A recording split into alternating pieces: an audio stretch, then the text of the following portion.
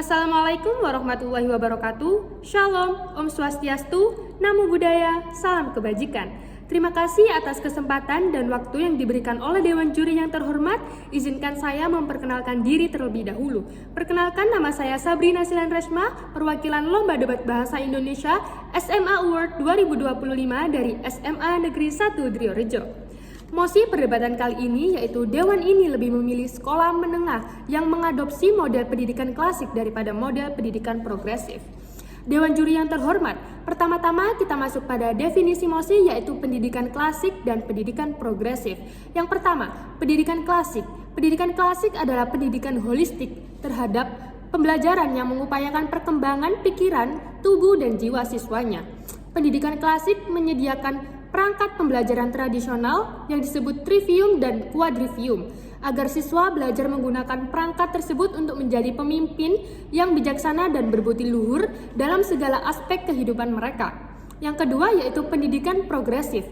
Pendidikan progresif adalah sebuah filosofi pendidikan yang muncul pada awal abad ke-20 sebagai bagian dari gerakan sosial yang lebih luas yang mengadvokasi reformasi dalam masyarakat Amerika.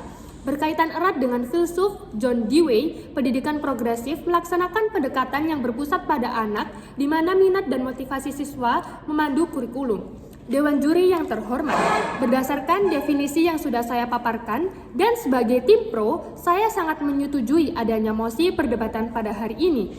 Dan dengan dilandasi dengan argumen-argumen yang sudah saya siapkan diantaranya, yang pertama, instruksi eksplisit dan kurikulum berpengetahuan unggul pada capaian akademik inti.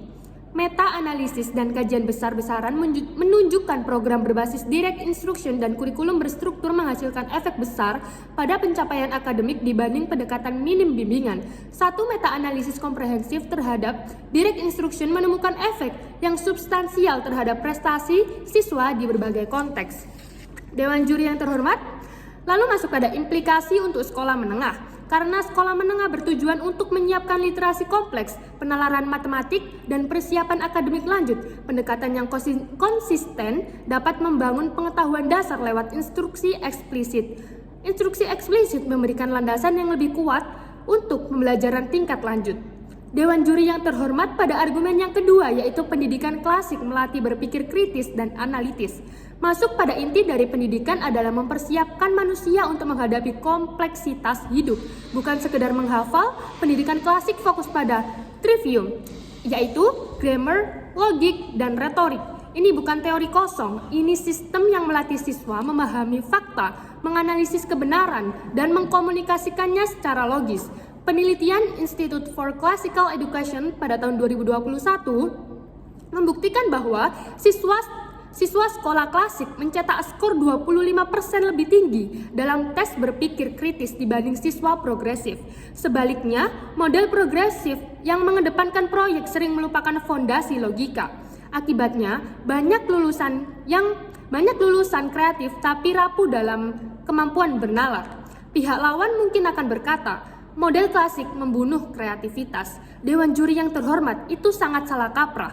Model klasik tidak melarang kreativitas setelah dasar pengetahuan dikuasai.